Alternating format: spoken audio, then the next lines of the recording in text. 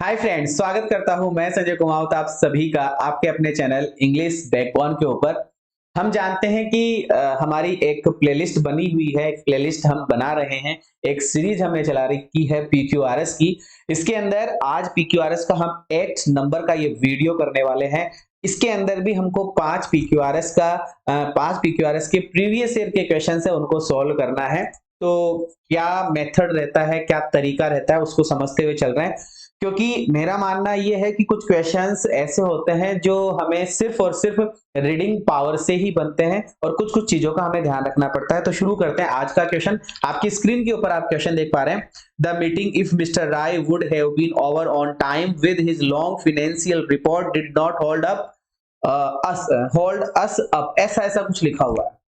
देखते हैं, समझते हैं कि हमने देखा the meeting if would second form have been, मतलब कुछ ना कुछ ऐसा ऐसा हमें दिख रहा है जिससे पता चल रहा है कि ये इफ कंडीशन को मेंटेन करता हुआ चल रहा है। अगर हम इफ कंडीशन की बात करते हैं तो इफ कंडीशन में हम यहां से इफ को ले और इसकी वर्ब में जाए तो सर वर्ब यहाँ पे हमें दिख रही है जो कि एक वर्ब की सेकंड फॉर्म है। तो आगे जाकर हमें फ्यूचर से रिलेटेड कुछ ना कुछ मिलेगा, मॉडल मिलेगा। तो फ्यूचर में हम देख पा रहे हैं would have been over on time, ऐसा कुछ लिखा हुआ है। इसका मतलब सर सीधी सीधी सी बात ये हो गई कि अगर मैं पी को सबसे पहले मानता हूं, अगर मैं पी को सबसे पहले मानता हूं एक बार के लिए, तो पी के जस्ट बाद में तो सर एस आना है, ये तो फिक्स है। क्योंकि पी के बाद में तो क्या आना है, एस आना है, क्योंकि यही आएगा। और इसके बाद में पी के बाद में अगर एस आ रहा है तो एस के बाद में क्या आएगा, चेक कर लेते हैं कि if mister Rai did not hold up, मतलब कैसे होल्ड अप करना, किसी चीज को पकड़ना, हमें नहीं पकड़ते हैं। With his long financial report, अपनी फाइनेंशियल रिपोर्ट के साथ में अगर इसके बाद में मैं आर कर दूं, पी एस आर अगर मैं करता हूं तो फिर अब क्या बच रहा है कि सर अब क्यू बच रहा है। तो क्यू तो लास्ट में आएगा नहीं, क्योंकि हमें यहां से स्टार्ट करना है द मीटिंग से। हमें किससे स्टार्ट करना है, द मीटिंग अलग कॉन्सेप्ट है। इसका मतलब द मीटिंग वाले वाक्य में इफ नहीं आएगा, क्योंकि इफ तो वाक्य के शुरू में आता है। इफ तो कहां आता है, इफ तो वाक्य के शुरू में आता है। इसका मतलब हमारा वाक्य की शुरुआत होगी क्यू से।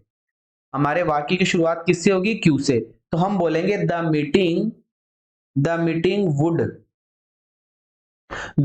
Would have been over on time, की मीटिंग ओवर ऑन टाइम पर क्या हो जानी चाहिए, पूरी हो जानी चाहिए। मीटिंग ओवर ऑन टाइम पर क्या हो जानी चाहिए, पूरी हो जानी चाहिए। ये क्यों हो गया। If mister Rai if mister Rai did not hold us up, है ना, ये हमारा 3 नंबर हो जाएगा। With his long financial report, अगर वो अपनी फाइनेंशियल रिपोर्ट को ज्यादा लंबा नहीं खींचते तो हमारा ये जो काम है वो समय पर हो जाता। तो भैया सीधी सीधी सी बात समझ में आ गई कि द मीटिंग की वजह से तो हमने लिया वुड वाला सेंटेंस और इफ की वजह से लिया हमने डिड नॉट वाला सेंटेंस। बस खत्म कहानी। इसका मतलब हमारे इस क्वेश्चन में जो आंसर होना है ना, वो एक बार हम चेक कर लेते हैं क्या हो सकता है। कि सर सबसे पहले तो क्यू ही आएगा, और क्यू आएगा तो ये 2 ऑप्शन तो कैंसिल। जब सबसे पहले क्यू ही आना है तो ये 2 ऑप्शन तो कैंसिल हो गए। अब हमें स्टार्ट करना है क्यू आर और क्यू पी। तो सर क्यू में तो ये आ गया और क्यू के बाद में आर आ रहा है, तो with would have been over on time with his long financial year. तो सर इस वाले वाक्य में ये हिज आया है। देखो देखो, समझो, चीजों को समझो।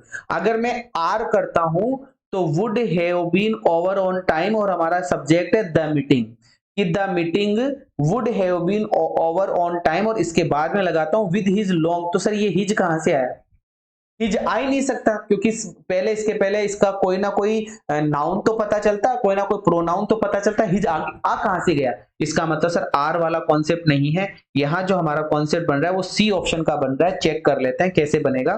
कि the meeting would have been over on time, meeting समय पर खत्म हो चुकी होती, समय पर खत्म हो चुकी होती यदि यदि मिस्टर राय, अब ये ही का हिज बनेगा, यदि mister Rai did not hold us up, mister Rai हमें पकड़े नहीं रहते with his long financial report. तो sir C option will be the right answer in this question.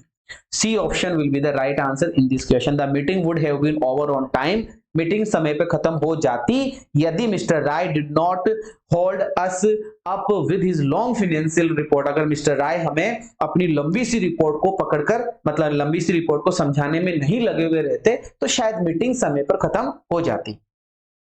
कुछ ना कुछ हिंट रहता है, कुछ ना कुछ हिंट रहता है, हिंट समझना पड़ता है, वाक्य का सेंस से समझना पड़ता है, ग्रामेटिकल पोर्शन से समझना पड़ता है, कॉन्सेप्ट नजर में रखने होते हैं, फिक्स प्रेपोजिशन ध्यान में रखने होते हैं, तब जाकर ये पीक्यूआरएस के क्वेश्चन सॉल्व हो जाते हैं। ये सारा का सारा प्रैक्टिस पे डिपेंड करता है, जितनी अच्छी प्रैक्टिस होगी धीरे धीरे पीक्यूआरएस सॉल्व होने लग जाते हैं। एकदम से कुछ नहीं होता है, बट एक दिन बहुत कुछ हो जाता है। एकदम से कुछ नहीं होता, एक दिन बहुत कुछ हो जाता है। ठीक है, एक नंबर का क्वेश्चन हम कंप्लीट कर चुके हैं। चलते हैं दूसरे पॉइंट पर, दूसरी बात करेंगे। आइए देखते हैं क्या है। When he had ridden, अब हम देख पा रहे हैं कि सर हेड के साथ में ये थर्ड फॉर्म आ रही है, हेड रिडन, कि उसने घुड़सवारी करी होगी। To the end of his, ये हिज किसके लिए आया कि सर ये हिज ही के लिए आया, ये कंफर्म है। हिज मेड लिटिल जर्नी, उसने अपनी पागल सी यात्रा करी, पागल सी छोटी सी यात्रा करी। रिडन मतलब घुड़सवारी करी है, और घुड़सवारी लिटिल जर्नी उसने करी है, तो एक बार के लिए पी। फिर है इन front of his rocking horse, अब जब जर्नी करी है तो रॉकिंग हॉर्स पर करी है, घोड़े पर करी है, क्योंकि राइड, राइड नामक शब्द घुड़सवारी करने के लिए आता है। इसका मतलब सर ये भी फिक्स है कि आने वाले टाइम पर क्यों बाद में ही आना है, आने वाले टाइम पर क्यों बाद में ही आना है। फिर है ही, अब फिर से ही आया है, इसका मतलब सर ये जो आया ना हिज, ये दोनों हिज के पहले आर आना है, इन दोनों हिज के पहले आर आना है। देख लेंगे क्या है क्या नहीं है। ही क्लाइम्ब डाउन एंड स्टूड, वह क्लाइम्ब डाउन का मतलब नीचे उतरा है घोड़े से, एंड स्टूड खड़ा हो गया है, वह घोड़े से नीचे उतरा है। कि ही क्लाइम्ड डाउन, वह नीचे उतरा है, एंड स्टूड खड़ा हो गया है, इन front of his rocking horse, अपने घोड़े को, अपने रॉकिंग हॉर्स को इसके सामने, इन फ्रंट ऑफ मतलब सामने, अपने घोड़े के सामने वो क्या हो गया है, वो खड़ा हो गया है। ठीक है, आर के बाद में क्यू है, ये फिक्स हो गया। आर के बाद में क्यू, ये फिक्स हो गया कि सर ये रहा आर और ये रहा क्यू। इसका मतलब आर के बाद में क्यू आना है कि he climb down and stood in front of his rocking horse. ठीक है, फिर आगे है staring fixedly into its lowered face. अब ये एस आया है कि स्टेरिंग, स्टेरिंग का मतलब होता है सर घूरना, फिक्स्ड मतलब टकटकी लगाकर, इनटू इट्स लोवर्ड फेस, उसके इट्स मतलब घोड़ा है, इट्स मतलब क्या है, घोड़ा है, और लोवर्ड फेस उसके नीचे वाले फेस को वो देख रहा है। और शुरू शुरू में आ रहा है when he had ridden to the end of his little mad journey staring fix into its lower face he climb down and stood in front of his rocking horse. मेरे अकॉर्डिंग इस क्वेश्चन के अंदर are Q हमें check करना है, और are Q के साथ में पी पहले आएगा और एस बाद में आएगा, क्योंकि ये फिक्स हो रहा है, पी यहां पे हो रहा है कि व्हेन ही हैड रिडन, जब उसने घुड़सवारी करी या उसने यात्रा करी, to the end of his mad little journey, उसने अपनी पागल सी छोटी सी यात्रा पूरी करी। फिर उसके बाद में staring fixedly into its lower face, उसके लोअर फेस को वो देखता रहा, और he climb down and stood in front. ये तो फिक्स है कि सर आर के बाद में क्यू है। अब इसको तो ऑप्शन से ही चेक करेंगे, इसको तो अपन ऑप्शन से ही चेक करेंगे। आ जाए समझ लेते हैं। Q R P S, S Q P S, R Q S, ऐसा ऐसा कुछ लिखा हुआ है, तो सर वेन के बाद में तो यही आना है, वेन के बाद में तो यही आना है, क्योंकि when he had ridden, steering आएगा नहीं, क्योंकि रिडन के बाद में सीधी वर्ब कैंसिल है। रिडन के बाद में ही आएगा नहीं कि when he had ridden he climb, तो एकदम से फिर ही बनेगा नहीं। When he had ridden in front of his rocking horse, तो घोड़े के सामने यात्रा कर रहा है कि घोड़े पर यात्रा कर रहा है, तो ये होगा नहीं। इसका मतलब पी सबसे पहले है, और जब पी सबसे पहले है तो हमारे पास में दो ऑप्शन बच रहे हैं, पी एस आर क्यू और पी आर क्यू एस। दोनों के चेक करते हैं। तो सबसे पहले हमने करा इसको एक नंबर पे कि when he had ridden to the end of his mad little journey, जब उसने अपनी छोटी सी पागल सी यात्रा पूरी करी। फिर उसके बाद में एस को अगर हम लेते हैं, staring fixedly into its lower face, उसके लोअर फेस को वो देखता रहा, जब वो यात्रा कर रहा था तो उसके लोअर फेस को देखता रहा। फिर उसके बाद में ही क्लाइम्ड डाउन एंड स्टूड, वह नीचे उतरा और खड़ा हो गया, वह नीचे उतरा और खड़ा हो गया, in front of his rocking horse, अपने रॉकिंग हॉर्स के सामने। इससे तो ये निकल रहा है। अब डी ऑप्शन को चेक करते हैं। तो डी ऑप्शन में हमने करा एक नंबर पे ये कि when he had ridden to end of his mad little journey he climbed down and stood he climbed down and stood in front of his rocking horse staring fixedly into its lower face। हाँ, ये भी हो सकता है, PRQS भी हो सकता है। क्या हो सकता है? PRQS भी हो सकता है। तो भैया ये दोनों सेंटेंस हमारे सही हो सकते हैं, ये दोनों के दोनों सेंटेंस हमारे सही हो सकते हैं, लेकिन सर करना तो एक ही होगा। इसका मतलब कभी कभी टफ कंडीशन आती है, तो टफ कंडीशन आती है तो थोड़ा सा दिमाग लगाना है, दिमाग लगाकर एक एक चीज को सोचते हुए काम करना है। कैसे करना है वापस से पढ़ेंगे, इसको 2-3 बार पढ़ना पड़ता है। व्हेन ही हैड रिडन, जब उसने रिडन करा, घोड़े पे घुड़सवारी करी, to the end of his mad little journey, अपनी मैड लिटिल जर्नी जब उसने पूरी करी, तो he climb down and stood, वह क्लाइम डाउन वह उतरा, एंड स्टूड खड़ा हो गया, in front of his rocking horse, अपने घोड़े को के सामने खड़ा हो गया, और staring fixedly into its lowered face, और उसके लोवर्ड फेस को देखता रहा। ये भी सही है। और PSRQ में एस पहले आया हुआ है, जर्नी, उसने अपनी little, when he ridden to the end of his little journey staring fixedly into its lower face. तो सर ये इट्स कहां से आ गया बीच में? क्योंकि घोड़े का जब नाम ही, वैसे तो घोड़ा तो रिडन है ही, घोड़े का नाम आ भी सकता है। इट्स लोवर्ड फेस, उसने उसके लोवर्ड फेस को देखा। फिर उसके बाद में he climb down and stood in front of his rocking horse and staring fixedly. तो भैया इसके अंदर सी ऑप्शन ना करके अपन करेंगे डी ऑप्शन। इसमें सी ऑप्शन ना करके हम कौन सा ऑप्शन करेंगे सर? इसके अंदर हमारा जो आंसर होगा वो होगा डी ऑप्शन का। तो सर चेक कर लेते हैं।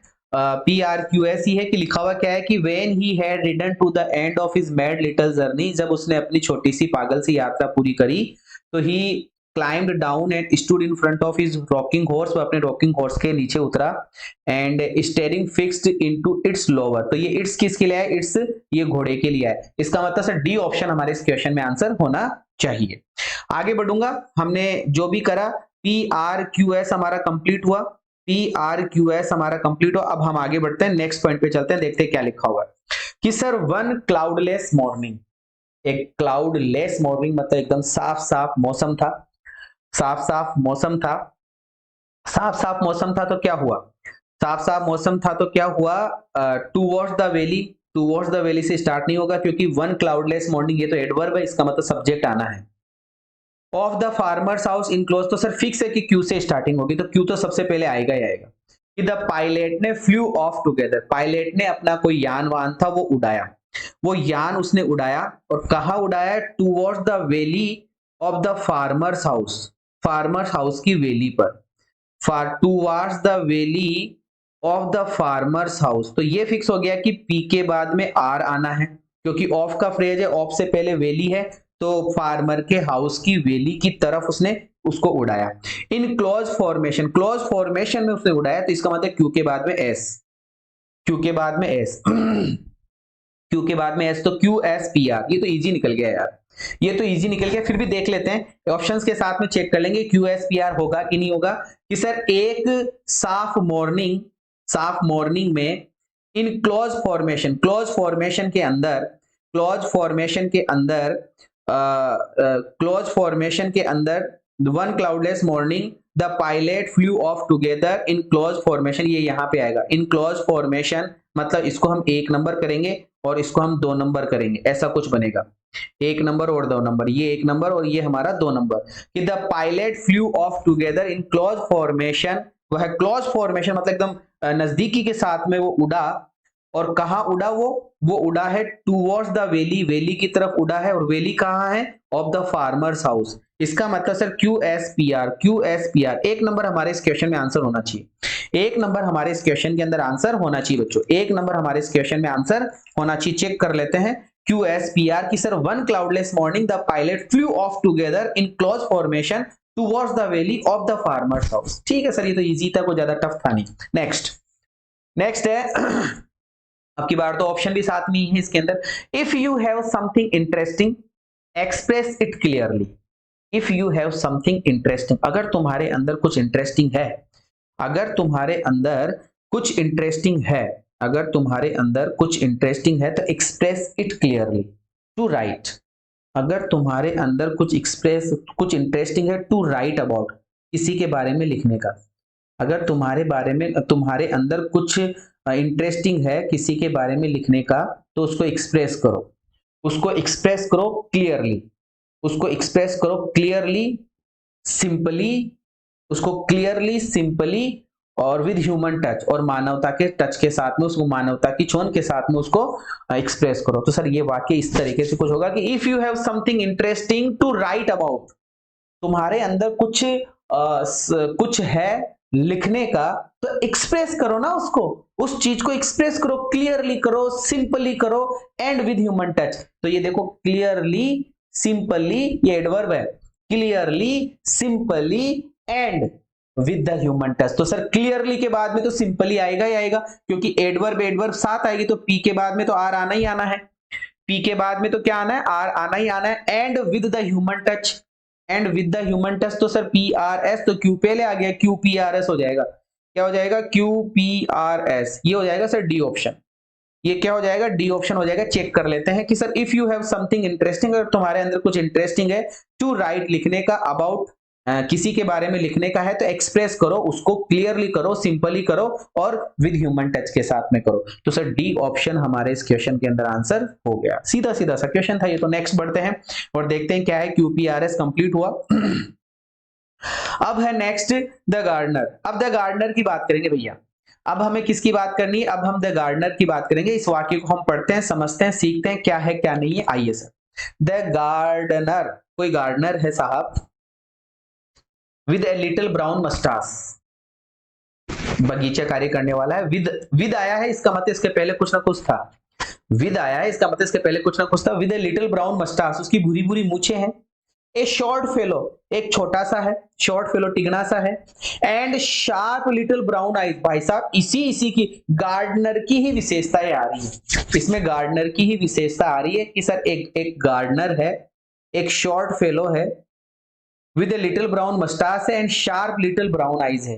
एंड आया है, तो एंड आया है, तो ये जो विशेषताएं चल रही है ना, लिटिल ब्राउन मस्टाश एंड, इसका मतलब पी के बाद में आर है, ये फिक्स है, पी के बाद में आ रहा है, ये विशेषता है पी वाली, और पी के बाद में आर आ जाएगा, एंड शार्प लिटिल ब्राउन, इसका मतलब पी और पी के बाद में आर, ऐसा कुछ है। पहले पी है, पहले पी है फिर आर है, और इससे पहले अपन क्यू कर दें, और अब पढ़ो, द गार्डनर जो बगीचे में काम करता है, वो बंदा शॉर्ट फेलो है, विद ए लिटिल ब्राउन मस्टास, उसकी भूरी भूरी मूछे हैं, and sharp little brown eyes, उसकी छोटी छोटी ब्राउन ब्राउन आंखें हैं, और tiptoed into the room, वो टिप टॉप करता है इनटू द रूम, ये चार। इसका मतलब पहले इतना बड़ा सब्जेक्ट है, सब्जेक्ट के बाद में वर्ब है, तो सर ये बन गया क्यूपीआरएस, क्यूपीआरएस। चेक करो एक बार, क्यूपीआरएस, क्यूपीआरएस, क्यूपीआरएस, क्यूपीआरएस। चेक कर लेते हैं कि the gardener a short fellow है, with a little brown moustache है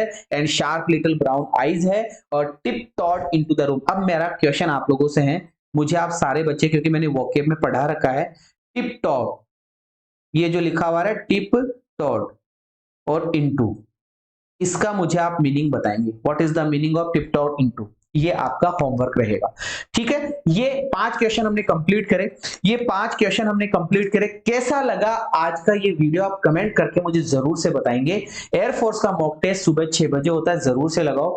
पैसेज 18 करवा चुका हूं, और हर दिन मॉक टेस्ट में नया नया पैसेज आपको देखने को मिल रहा है। वोकेब के अंदर सिनोनिम्स की सीरीज कंप्लीट हो चुकी है, एंटोनिम्स की सीरीज के अंदर 6 वीडियोज आ चुके हैं, 6 वीडियोज कंप्लीट आ चुके हैं, 7वां वीडियो आने वाला है, मिलने वाला है आपको एंटोनिम्स के अंदर। और कैसा लगा ये आज का पीक्यूआरएस का सेशन, मुझे कमेंट करके आपकी फीलिंग्स, आपका प्यार जरूर से बताइएगा। यहाँ पे पीडीएफ मिल जाती है, यहाँ पर आपको क्लासेस का अपडेट इंफॉर्मेशन मिल जाती है, यहाँ पर आपको कभी कभी वोकेब का सीरीज भी आपको देखने को मिल जाता है, मतलब क्वेश्चंस भी देखने को मिल जाते हैं। ये कॉन्टेक्ट नंबर है, यहाँ पे आप मुझसे कनेक्ट कर सकते हैं, कोई दिक्कत समस्या प्रॉब्लम अगर आपको आती है तो। ठीक है, अब मैं थैंक यू बोलना चाहूंगा, लेकिन उससे पहले आप वीडियो को लाइक करें, शेयर करें और चैनल को सब्सक्राइब करें, दिल से सब्सक्राइब करें, लोगों तक पहुंचाए कि पीक्यूआरएस की सीरीज हमारी चल रही है। लेवल के क्वेश्चंस भी आ रहे हैं, इजी लेवल के क्वेश्चंस भी आ रहे हैं, कॉन्सेप्ट बेस्ड क्वेश्चन भी आ रहे हैं, फिक्स क्वेश्चंस भी आ रहे हैं। तो जरूर से आप इसको शेयर करेंगे,